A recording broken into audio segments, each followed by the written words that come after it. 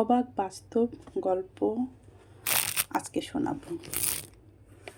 তো আমার বান্ধবী, অনেক দিন পর দেখা, তো 2 দিন দেখলাম আমার বাসার কাছেই কোচিং সেন্টার আছে, তার ছেলেকে নিয়ে আসে কোচিংয়ে। তো একদিন বলছে তার 2 বছরের আরও একটি বেবি আছে, তো ওকে নিয়ে আসে।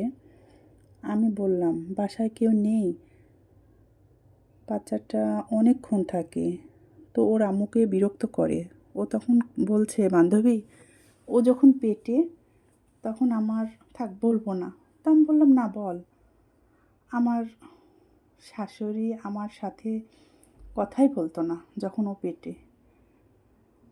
তো আচ্ছা আচ্ছা, তারপর তোর ভাই আমাকে অনেক সাপোর্ট করে, অনেক গরম, 8 মাসের বাবু পেটে, বলতেও খারাপ লাগে। 8 মাসের বাবু পেটে নিয়ে ছেলেকে নিয়ে গেছি কোচিংয়ে, স্কুলে।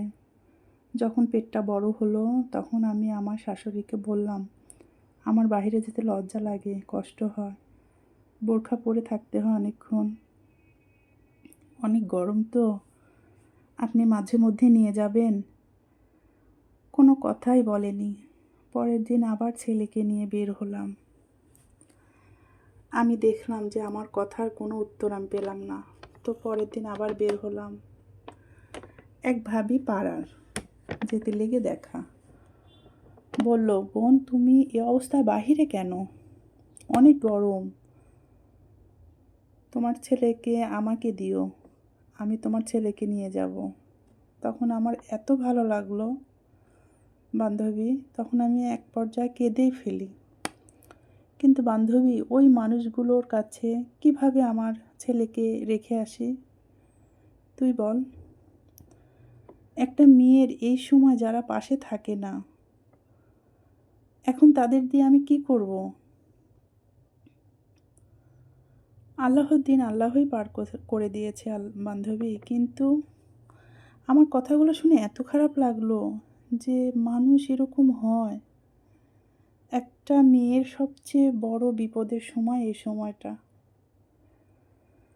সেই সময় কিন্তু একটা মা কিন্তু পারে না তার মেয়েকে অবস্থায় দেখে চুপ করে বসে থাকতে, সে যতই অসুস্থ হোক।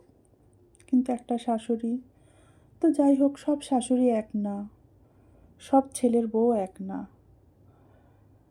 কিন্তু যাই হোক, আল্লাহর দিন আল্লাহই পার করে দিয়েছে। কিন্তু অনেক খারাপ লাগলো কথাগুলো শুনে, এত খারাপ লাগলো। তো আমি ভাবলাম কথাগুলো আপনাদের সঙ্গে শেয়ার করি। এদিকে মুরগির মাংস রান্না করলাম আলু দিয়ে। এখানে আমি বড় দেশি মুরগি নিয়েছি। তো কথা বলতে বলতে আমার রান্নাটা আমি শেষ করলাম। মেয়েদের জীবন কতই রকম, যাই হোক, তারপরও তার পাশে তার হাজবেন্ড ছিল, এটাই সবচেয়ে বড় পাওয়া। এই যে আমার তরকারির ফাইনাল লুক। এখন আমি এখানে গুঁড়া মশলা ছিটিয়ে দিব। এখানে আমি ভাজা জিরা, গরম মশলা সব কিছু একসঙ্গে গুঁড়ো করে রেখেছি, সেটা আমি নামানোর আগ দিয়ে দিয়েছি। কমপ্লিট আমার তরকারি। এই যে ফাইনাল লুক। আল্লাহ হাফিজ, সবাই ভালো থাকবেন।